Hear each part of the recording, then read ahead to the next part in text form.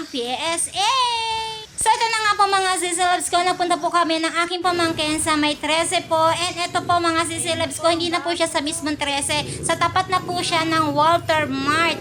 2 PM nga po nung Monday, yung appointment namin dyan mga sisilabs ko. Pero 1 PM pa lang po is nandyan na kami sa PSA 13. And before po kayo papasukin ni Kuya Guard, dapat po ipakita nyo yung appointment nyo po mismo that day mga sisilabs ko. So ayan, pinapasok na ako ni Kuya Guard. Ang kinuha ko pong paper is yung kulay white and green kasi ang kukunin ko po yung PSA ng aking kapatid, birth certificate po at saka Senomar kasi siya po ay magpapakasal by October.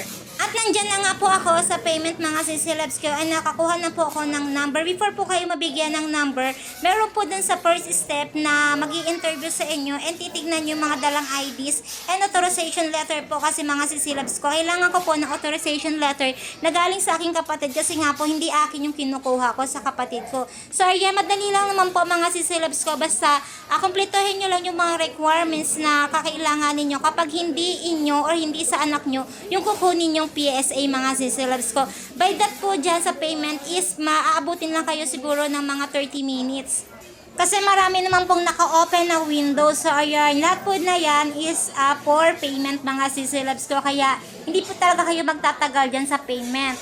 At charan! Tapos na po tayo magbayad ng PSA birth certificate at saka Senomar. Ang PSA birth certificate po mga sisilabs ko ay 155 pesos and ang Senomar naman po is 210.